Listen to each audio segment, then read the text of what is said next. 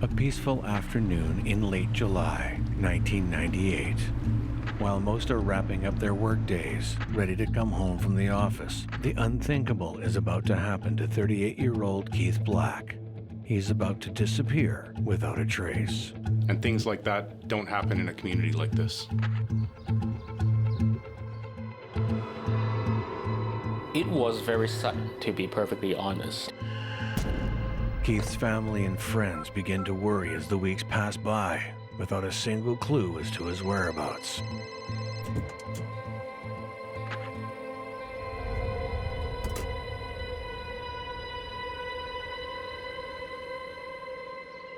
But as investigators ramp up their search, they uncover a web of lies and deceit that goes deeper than anyone can imagine.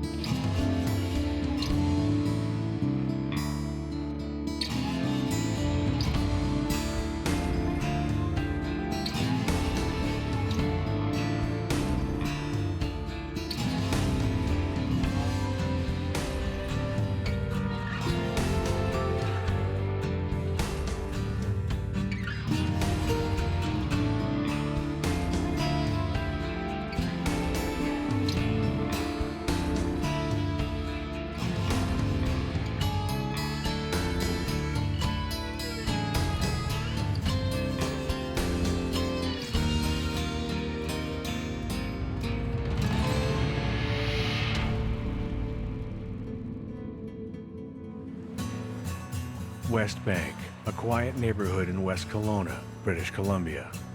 A gorgeous mountainside town nestled in the Okanagan Valley with a population of around 10,000.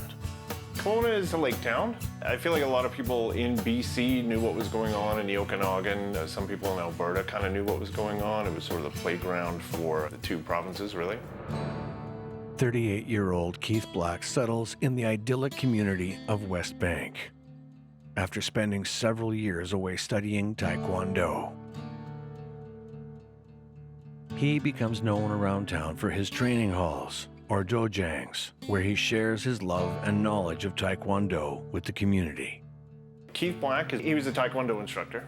Back in those days, in those early days, Keith really took the principles, I guess, from J.J. Lee and tried to instill them in his students. It was almost like a religion for a lot of these people. Developed during the 1940s and 50s, Taekwondo is a Korean martial art that focuses on punching and kicking techniques. The combat sport has gained considerable traction since its inception, including being added to the Olympics in 2000.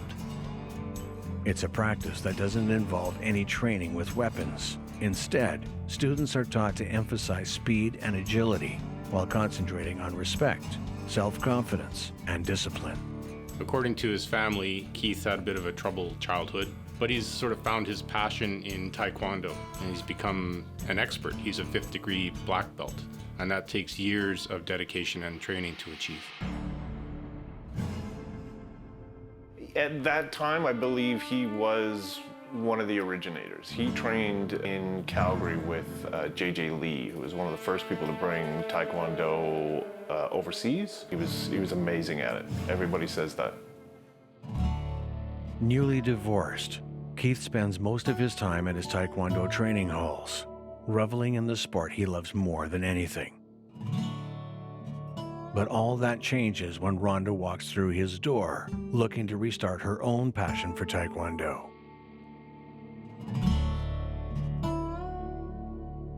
She moves to Kelowna to be closer to her parents in 1990. But the draw of her chosen martial art is too much to resist.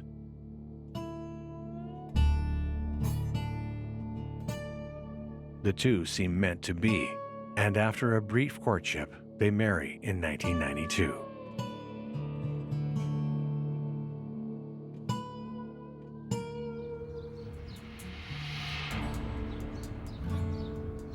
Rhonda divorced her first husband and moved to West Bank in search of a fresh start. Shortly after marrying Keith, Rhonda gives birth to a son, and they seem to be a happy family. Rhonda's father, Hans Hermann, is also into the world of martial arts. He takes up Kempo karate later in life and quickly excels, giving him and Keith a shared interest. Kempo is all about logic and practicality. It's about quick strikes and self-defense. It's about disabling your attacker and being quick on your feet. Hans takes up Kempo at the age of 51, which is no small feat.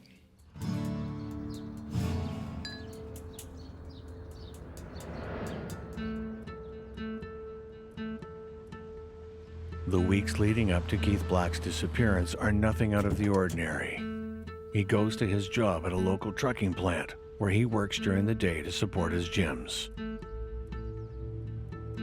It's a necessary sacrifice he's willing to make, even if it leaves him with hardly any free time. He spends his nights where he feels most at home, teaching enthusiastic students at his dojangs alongside Rhonda. After, Keith takes her under his tutelage. When starting Taekwondo, the first ranking is a white belt, which indicates that you're a junior in the sport. It does go all the way up to a black belt, of which there are 9 degrees. And if you're a 3rd degree black belt, that would allow you to be a senior instructor. To become a 3rd degree black belt, that takes about 3 years of constant study and practice.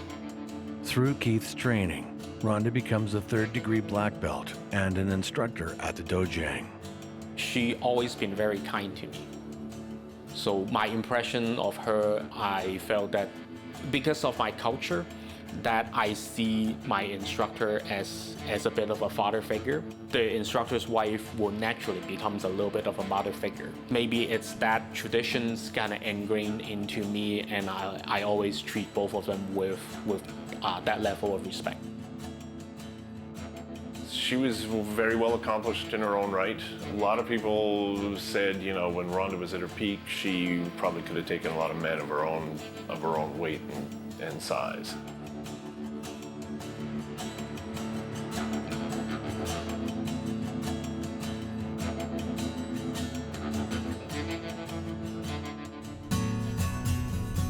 Several months before his disappearance, Keith finds himself near the small blue-collar town of Exshaw, Alberta, about 6 hours east of Westbank.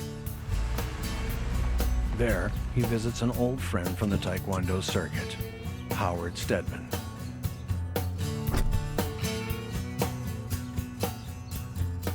Keith and Howard were really good friends, had been friends for a long time, by that point, 20 years, I guess. Howard was I don't think anybody really had a measure of this man. He was a really strange guy, and he worked at a lime plant there. Hard work, really, really difficult work every day. Just kind of hiding himself out from society. That's the way he liked it. He liked the bush. He only ate what he killed himself. Howard was not a dull and uninteresting character.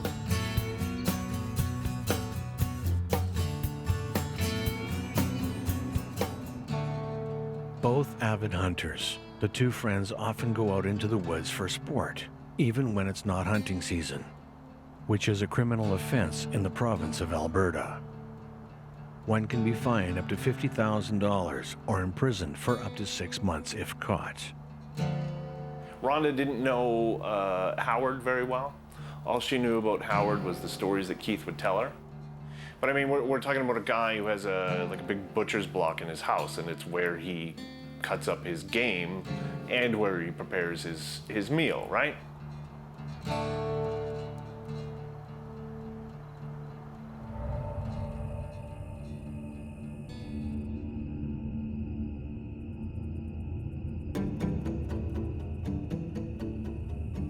On one particular night after a successful hunt, the two friends get to talking.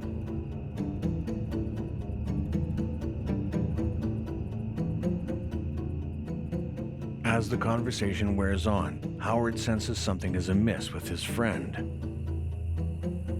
After some coaxing, Keith confides that he and Rhonda are having issues, but doesn't divulge any more than that. And Howard doesn't pry. He knows when to push matters or when to leave them be. neither man is aware that this will be the last time Howard sees Keith alive. July 20th, 1998 begins like every other day. Keith goes to his day job at the plant, dreaming of the moment he's free to run back to his dojangs. But an old shoulder injury flares up, affecting his productivity. Management notices and sends Keith home around 3:30 in the afternoon.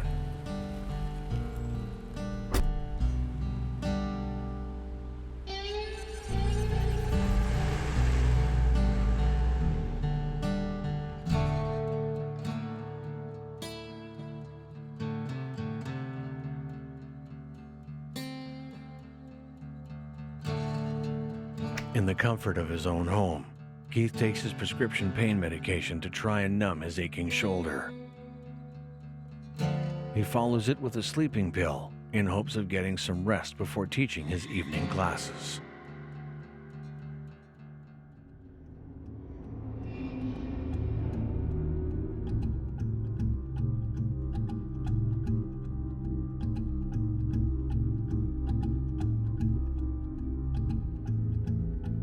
He falls asleep quickly. The mix of the pain medication and the sleeping pill take him into their grasp. There's a danger to mixing sleeping pills with pain medication that most people don't realize. It can have profound effects, from overdosing to even affecting your general mental health. I don't know if Keith realizes that he's taking a risk by combining these medications, even if it does relieve his pain. That night, a class of students wait patiently for their instructor, a teacher who never lets his students down. But Keith Black never shows up. And the mystery into his whereabouts begins. The community of West Bank in the city of West Kelowna, British Columbia. Population of over 10,000. Tucked away in the Okanagan Valley, visitors and residents alike are only minutes away from endless hiking and ziplining opportunities in the summer and skiing through the fresh snow of the nearby mountains in the winter. On the night of July 20th, 1998, a class of Taekwondo students await their teacher, Keith Black. They wait for hours, but he never shows. This is completely out of character for Keith to miss a class.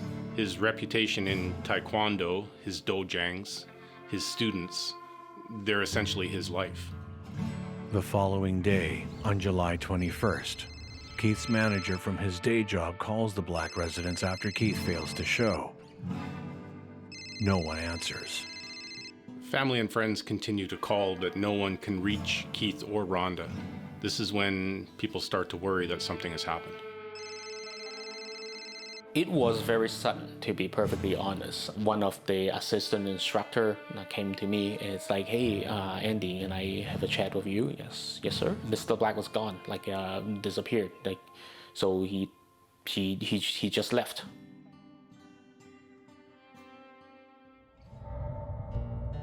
A week of silence passes. Finally, Rhonda answers a call from Keith's sister, Sandy. She's been trying to reach her brother for some time without any luck, and she's worried. Rhonda brushes off her concerns and tells Sandy that she hasn't seen Keith either. She believes he may have gone hunting, but she isn't sure. Sandy immediately notices that Rhonda doesn't sound like herself. So there's that fact, and the fact that Keith likes to hunt out of season, although not in the summer. These are alarm bells for Sandy. Something isn't quite right. Nobody really knows for sure. Nobody knew what to do, what to say, where to go, because this was it was unusual for Keith.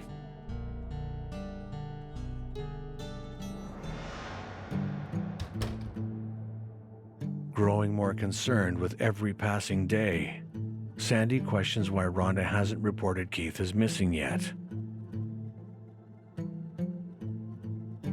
Rhonda claims that because it's not legally hunting season, she doesn't want to call it in. She doesn't want Keith to get into trouble. As she speaks, the weight of her words hit her. Rhonda breaks down. She admits that her and Keith are having problems, financial and marital. Enrollment is down at his dojang's, and they no longer sleep in the same bed.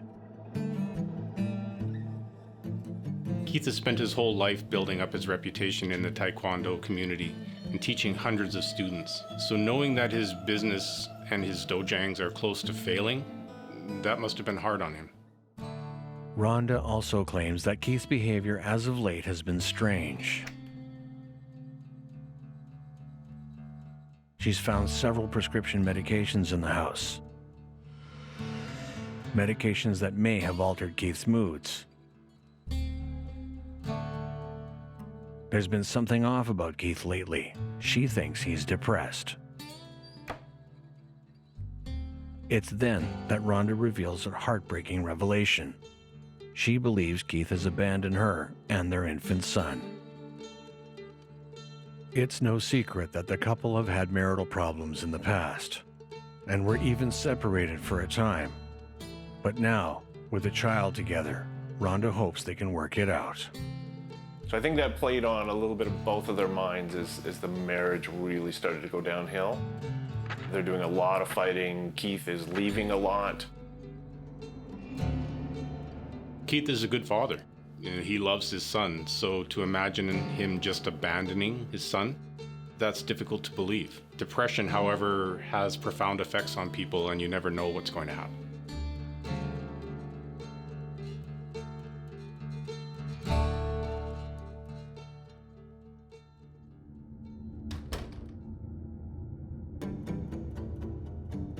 At Sandy's urging, Rhonda files a missing persons report at the end of July 1998,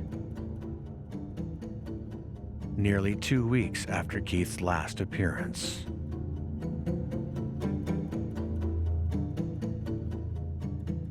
When someone files a missing persons report, authorities will start looking for that person immediately. They'll reach out to close contacts, friends, family, co-workers, just to try to establish some sort of pattern so that they can begin to look. In Canada, anyone who has a close connection with someone else, if they fear that something has happened or if there's a public safety issue, can file a missing persons report, and police will take that report. As the hunt for Keith begins, the Royal Canadian Mounted Police quickly discover they have no evidence to go on.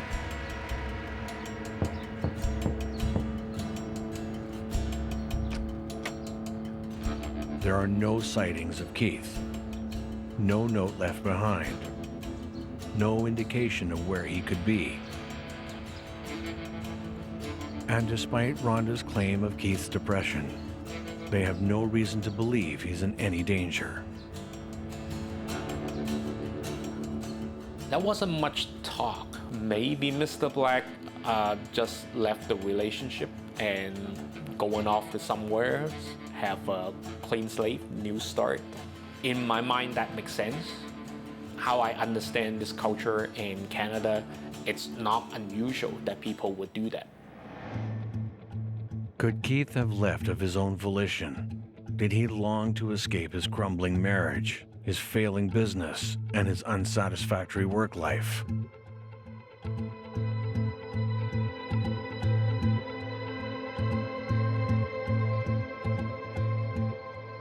Or is the truth something far more sinister?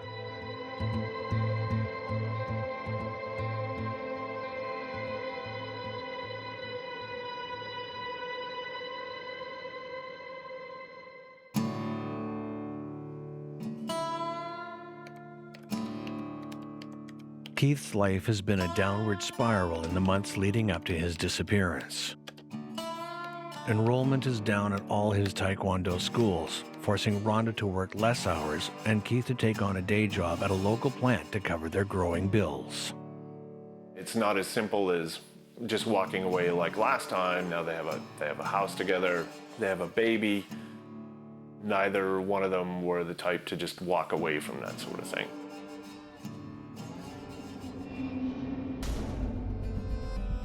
Tensions in the Black household are high, stretched to their limits by the financial strain and their failing businesses.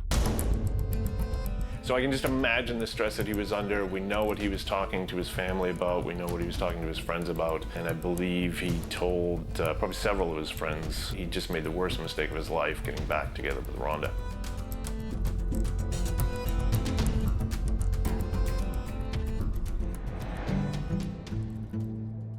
This added stress does nothing to help their relationship. Keith and Rhonda's marriage is falling apart.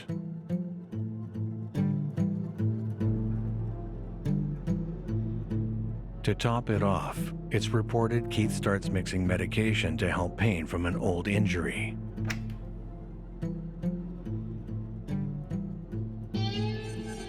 Which, according to his family, has a severe impact on his moods.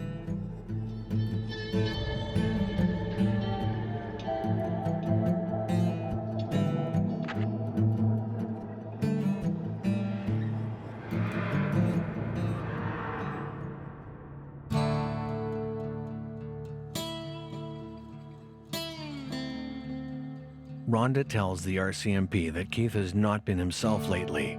He's been short-tempered and forgetful. She claims it took her several weeks to report him as missing because of his erratic behavior. She wanted to give him time to come home without alerting anyone else to his struggles. Rhonda didn't want anyone to know that Keith may have been suicidal. Hans, Rhonda's father, substantiates her statement, telling officers that he and Keith golfed the day before his disappearance, and that Keith complained about having to go back to work the following day. Sandy agrees that there were subtle changes in Keith in the months leading up to his disappearance. She noticed that he seemed off, different, not like himself.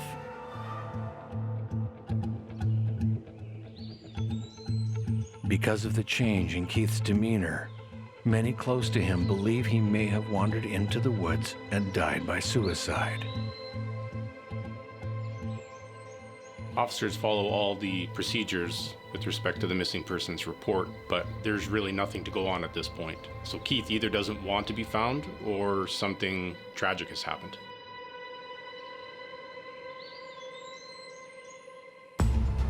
And something worse does happen. The case goes cold.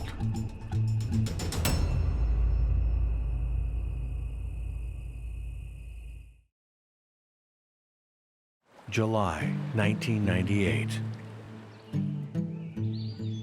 Taekwondo instructor Keith Black has been missing for several weeks before his wife, Rhonda, reports him missing.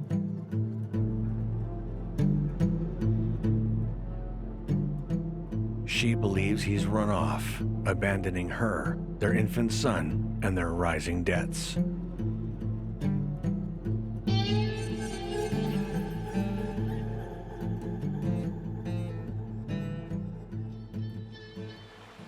Years pass, and as they do, family and friends begin to slowly accept that Keith is never coming back. Rhonda sells their quaint home in West Bank and moves into a condominium in Rutland, on the opposite side of Okanagan Lake.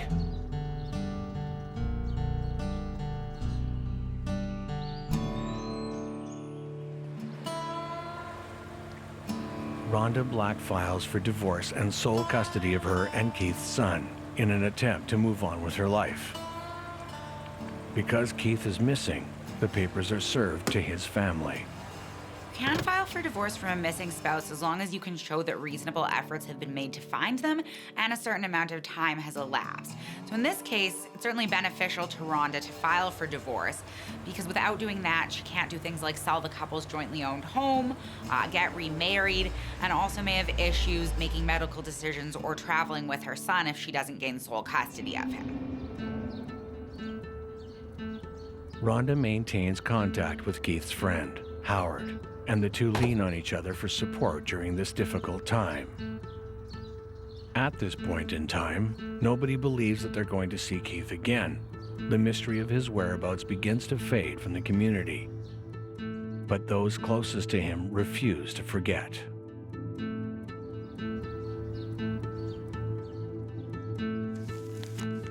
In April 2000, the RCMP dive team explores a pond near Kelowna in connection with Keith's disappearance. The search makes the local paper, which Rhonda sees. It catches her off guard.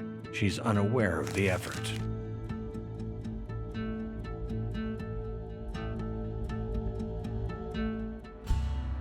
Livid, Rhonda storms into the police station with her mother at her side, demanding why she wasn't informed of the operation beforehand. Officers try to calm her, but Rhonda is beside herself. It's then that she drops a bombshell, one that shakes the case to its very core. According to a friend of hers, Keith has been sighted in Victoria, the capital city of British Columbia.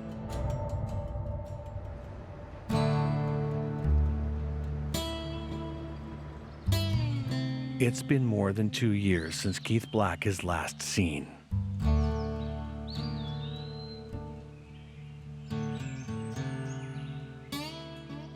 Rhonda's announcement throws the near-dormant case for a loop, forcing authorities to go back to the very beginning, deconstructing everything they thought they knew about Keith Black and his mysterious disappearance.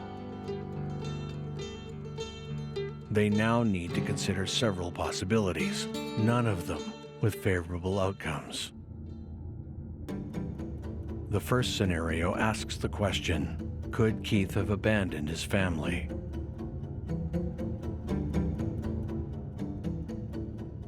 Keith and Rhonda don't sleep in the same bed anymore. Keith sleeps in the basement, which is unfinished. It's on a mattress, and it's where he works out.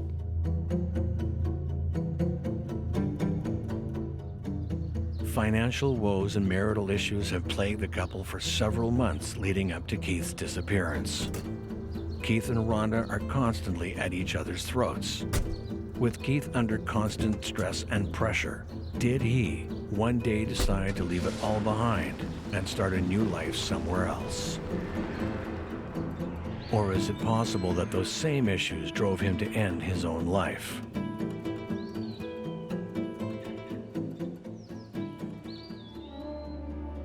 But what if the truth is far more vicious? What if someone wants Keith dead?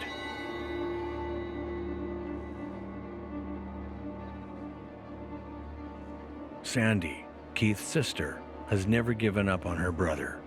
She does an investigation of her own as the years go by and uncovers some dark secrets that Keith kept hidden. One of which is that Keith owes nearly $60,000 in gambling debts at the time of his disappearance.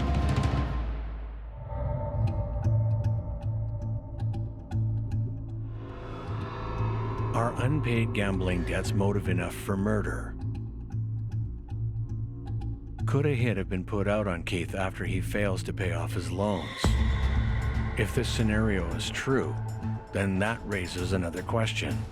Where is Keith's body? Much of Western Canada is covered by mountainous and rocky terrain, as well as dense forests which cross provincial boundaries. So if someone wanted to hide a body, for example, this type of terrain would be very difficult to find that body. The RCMP have no solid evidence to incriminate any suspects, nor do they have any leads that authenticate their three main scenarios. It seems like the case is growing cold once more. Until November 2001, more than 3 years after Keith's disappearance. Rhonda remains in constant contact with the RCMP, wanting to know more about the case or with an issue of her own. She tells police she's being harassed by the Taekwondo community as a result of her not being ruled out as a suspect, and that she's being followed by people who believe she has something to do with Keith's whereabouts. I mean, there are people who even now say, like, the day he went missing, they told police right away, you gotta look at Rhonda, you gotta look at Rhonda.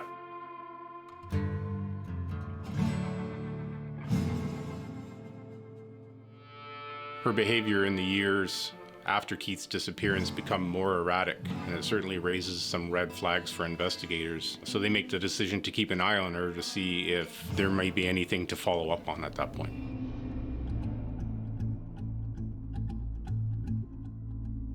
What if the three possible scenarios aren't plausible, but a new scenario is?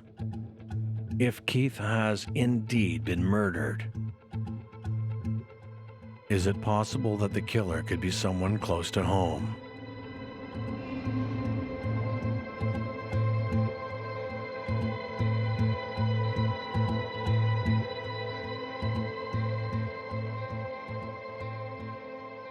After all, no one truly knows what goes on behind closed doors.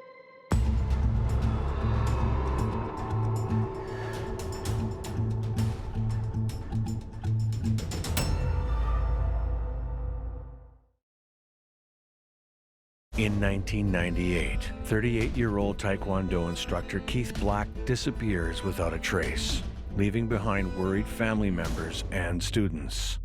His wife, Rhonda Black, waits a week to report him missing, citing his penchant for off-season hunting. She's also eager to be eliminated as a suspect, stating she's received harassment from those within the Taekwondo community. As leads dry up, the case goes cold.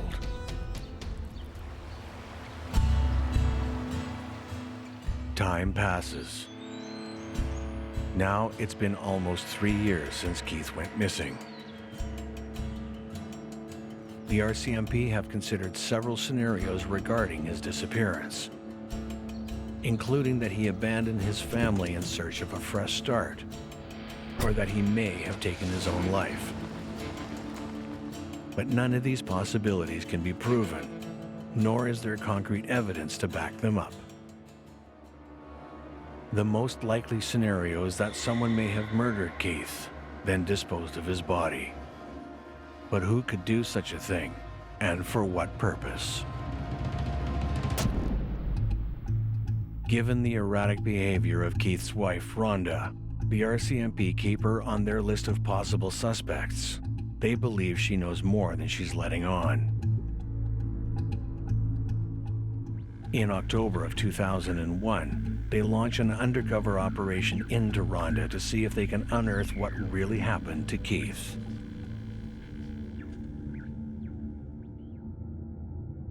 An undercover officer befriends Rhonda, slowly earning her trust over the span of several months, chipping away at the truth about Keith Black's whereabouts. These undercover operations are very difficult. There's a lot of manpower that goes into putting one of them on, and they have to be very careful that they don't let the facts slip that they are actually doing an investigation. If anything inappropriate was to slip out, it could jeopardize the entire investigation.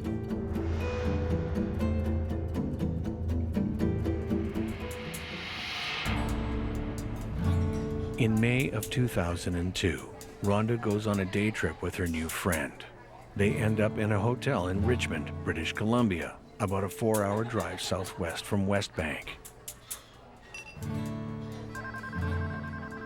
It isn't until the undercover officer takes a scheduled phone call from an undercover team that the jovial spirit of their vacation fades. Part of the undercover operation involving Rhonda is a ruse about a money laundering scheme. The undercover investigator has Rhonda believing she's part of a criminal organization. And in fact, she's also advised Rhonda that the crime boss has become aware of the fact that Rhonda's husband is missing, and he wants details about this. Suddenly there's a big problem, because this criminal organization that Rhonda understands has their hooks into judges and prosecutors and lawyers and cops. They do background checks on other people. And when they did a background on Rhonda Black, they found something in it that was about to blow up. And so she lays it out for her.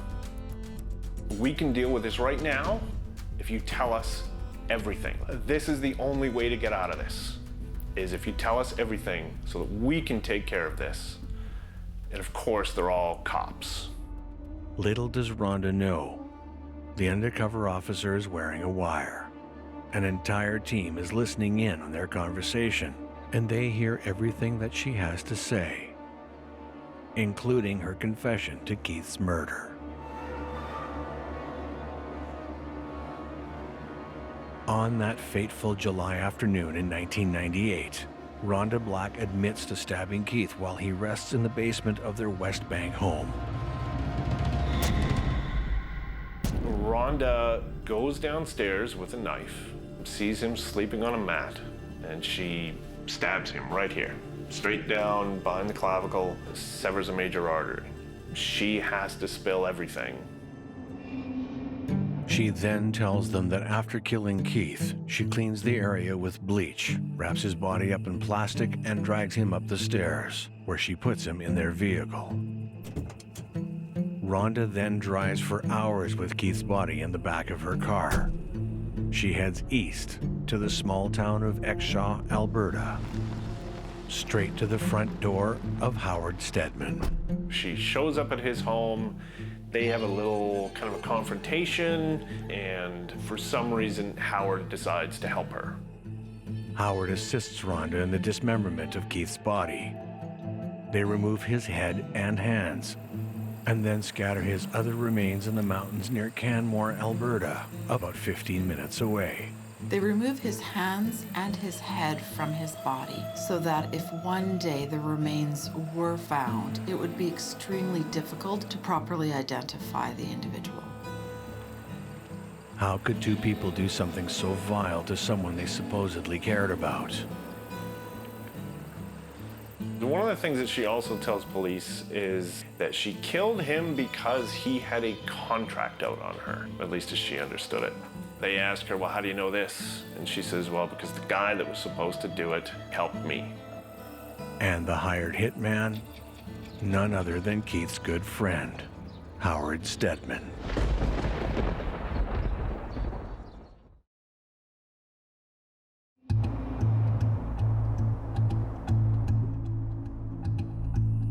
When Keith visits Howard a few months prior to his murder, the conversation of his financial troubles and marital woes allegedly leads Keith to ask Howard an unimaginable question.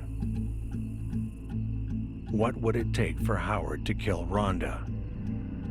Howard refuses, but suggests several ways for Keith to do it himself, to make it look like an accident. This incident reportedly leaves Howard shaken.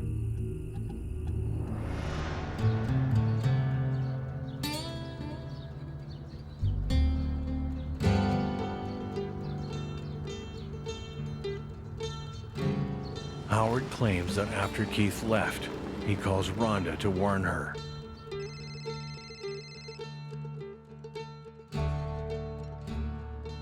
Rhonda's shocked, but grateful for the call. She confides in Howard about just how rocky their marriage is. She alleges that Keith beats her.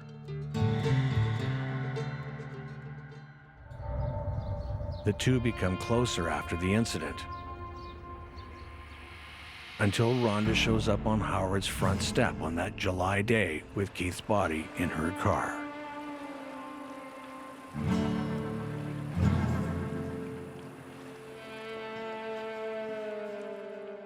After interrogating both Rhonda and Howard, investigators are able to locate some of Keith's remains scattered around the Spray Lakes area, about 50 minutes west from Exshaw, in 2003. Multiple skull fragments are collected at the scene. This is considered unusual, as considerable force is needed to render the skull in that state. Rhonda tells investigators that Howard shot Keith's skull several times so that he couldn't be identified. Howard, however, denies this allegation.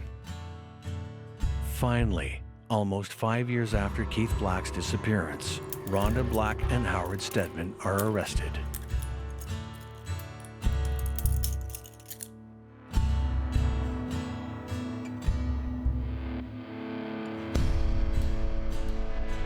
Rhonda's proceedings begin in 2006.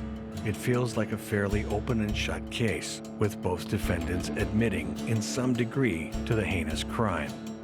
But the shocking confessions are far from over. While on the stand, Rhonda drops yet another bombshell. Under oath, she tells the court that she lied about murdering Keith. She is not the killer. Her father, Hans Hermann, is. She claims that Keith is abusive, and on that particular July day, Keith threatens her with a knife while Hans is over. So, Hans, like any doting father, decides to deal with the situation himself. The rest of her story remains the same. Rhonda then wraps Keith's body herself and drives out to Howard Stedman's house in Exshaw, Alberta, for his assistance in its disposal.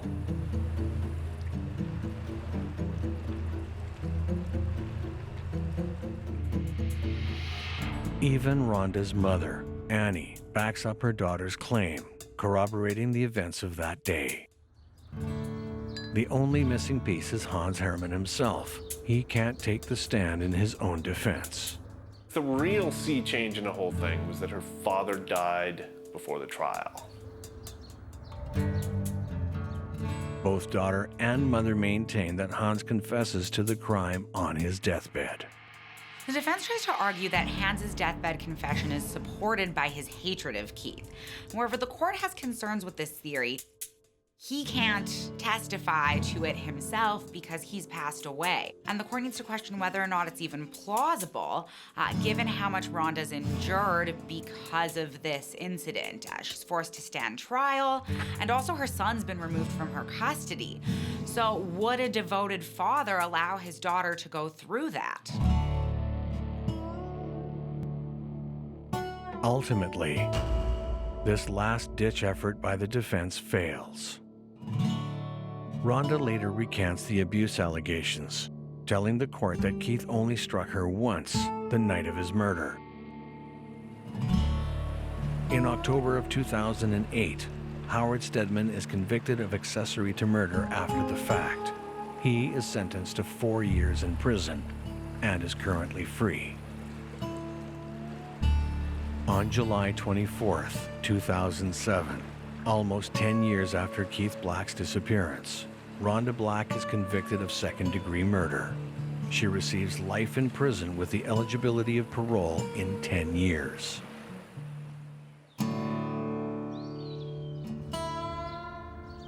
During her time in prison, Rhonda's paired with an institutional parole officer who works with her on her rehabilitation. At a parole hearing, the officer tells the court that Rhonda is a low to moderate risk to reoffend and that she's remorseful for the murder. In September 2016, Rhonda Black is granted day parole. So I had to keep watching this case over the years, and she did eventually admit it. Somewhere just before she was released after 10 years. It's crazy. Surrounded by forest and mountain alike, West Bank continues to flourish. Though this horrific murder shook the area, Keith Black will always be remembered for his contributions to the Taekwondo community and by his students. There are a few of us who are still active, who happens to be his students. We represent the highest ranking of Mr. Black's students who are still active with the art.